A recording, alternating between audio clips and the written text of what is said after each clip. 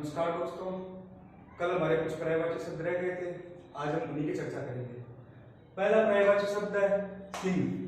सिंह के पर्यायवाची शब्द है हरि, केहरी, पंचानन, केसरी, केसी, नखी, नाहर, मृगराज, मृगेंद्र।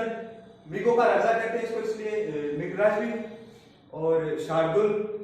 ये इंपॉर्टेंट है, एग्जाम में काफी बार आता है शार्दुल का पर्यायवाची शब्द क्या है, तो सिंह है। ठीक है, फिर उसके बाद बात करते हैं तोता। तोता के पर्यायवाची शब्द है सूख, सुआ, कीर, सुगा और रक्तटुंड। इसकी जो टुंड है, जो चोंच है, वो रक्त के समान, इसलिए इसको रक्तटुंड भी कहते हैं। ठीक है, फिर उसके बाद बात करते हैं बंदर। बंदर के पर्यायवाची है हरि, मृकट, शाखा मृग। ये जो है शाखाओं के ऊपर घूमता रहता है, इसलिए इसको शाखा मृग भी कहते हैं। कपी और वानर। फिर उसके बाद बात करते हैं मोर। मोर के पर्यायवाची शब्द है केकी, सीखी, कालाजी, नीलकंठ और ध्वजी। उसके बाद बात करते हैं कोयल। कोयल के पर्यायवाची शब्द है श्यामा, पाली, पीक, कलापी, वसंतूत और वनप्रिय। ऐसा कहते हैं कि ये वन को काफी प्रिय है, इसलिए इसको वन प्रिय भी बोलते हैं। और जब कोयल कूकती है तो वसंत के आगमन का संदेश होता है, तो इसलिए इसको वसंत दूत भी कहते हैं। काफी इंपॉर्टेंट है ये कोयल। उसके बाद बात करते हैं अमृत। अमृत के पर्यायवाची है अमी, अमी, सुरभोग। सुर मतलब देवता, ये देवताओं का भोग है। और सोम, सुधा, पीयूष और अटकराज। ठीक है, फिर है केश। केश के पर्यायवाची शब्द है कुंतल, कच्छ, काकुल, नेचक, चिकुर, अलग और पशम। ठीक है, उसके बाद बात करते हैं पेड़। अब पेड़ के पर्यायवाची शब्द है तरु, विटक, द्रुम, गाछ, रुख, अगम और सरोरु। ठीक है, ये भी काफी इंपॉर्टेंट है। उसके बाद बात करते हैं वाण। तो वाण के पर्यायवाची शब्द है तीर, नाराज, सर, इशु, आसुद, सिलीमुख और विशिक। ठीक है, इसके बाद बात करते हैं खल की। खल के पर्यायवाची शब्द है कुटिल, दुर्जन, पामर, सठ, दुर्ग और अधम। ठीक है, उसके बाद है गजानन। गजानन की पर्यायवाची है गिरिजानंदन, हेरम, एकदंत, वक्रतुंड और द्वियात्रज। उसके बाद है ग्रह।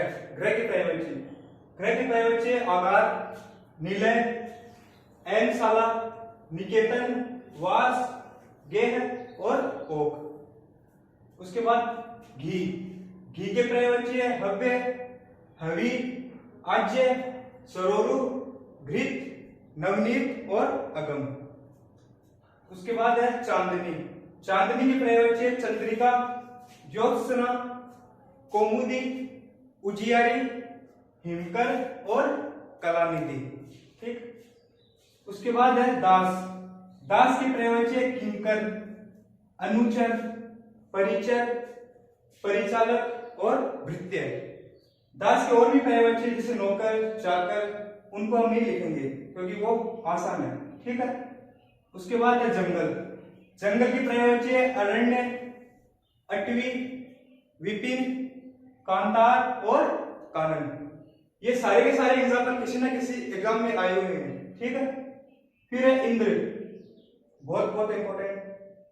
देवराज, सचिपति, रतिपति है जो दूसरे देवता है। उसके बाद है सुरेश, महेंद्र, विडोजा, पुरंदर और शक्र, शत्रितु, वासव, वृत्रहा, सहस्राक्ष।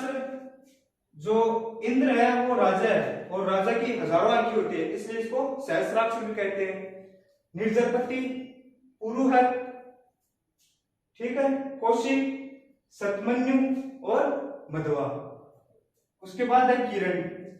किरण की पर्यायवाची है रश्मि, अंशु, कर, कला, मृची और मयूख। हम बोलते हैं ना मृग मृचिका, तो वो मृची मतलब किरण। ठीक है। नाव, नाव के पर्यायवाची तरिणी। एक तरिणी होती है ये वाली, ये सूर्य का पर्यायवाची होता है। तरिणी, तरी, वहित्र और डोंगी। ठीक है। उसके बाद है पुत्री। पुत्री के पर्यायवाची है आत्मजा, तनुजा, तनया और दुहिता। उसके बाद है कामदेव।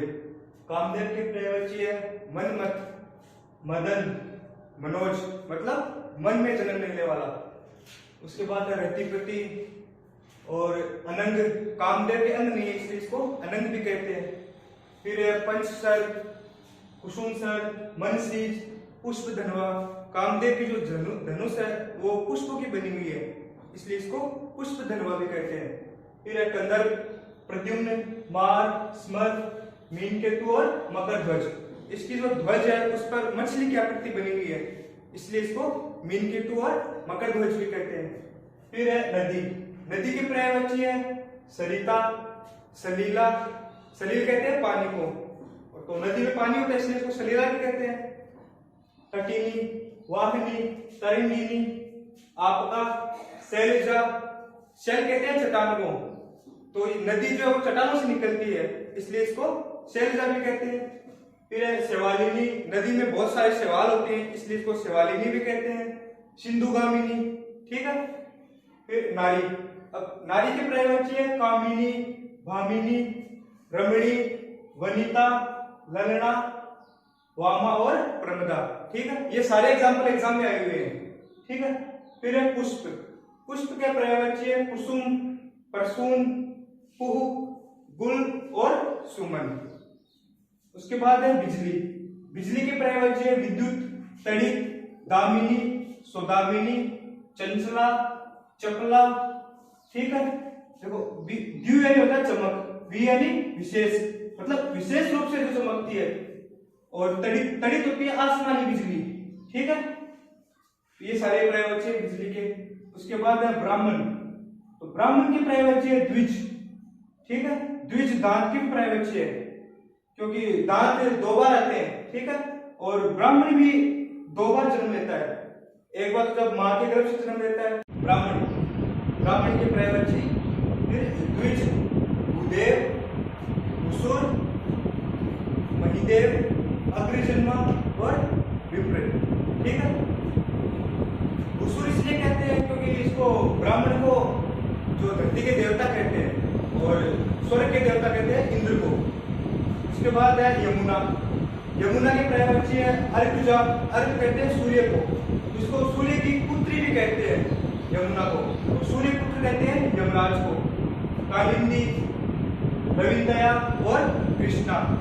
ठीक है। फिर है स्वर्ण। अब स्वर्ण की पर्यायवाची है हेम, कनक, हिरण्य। हिरण्य गर्भ कहते हैं ब्रह्मा को, कंचन और जात को।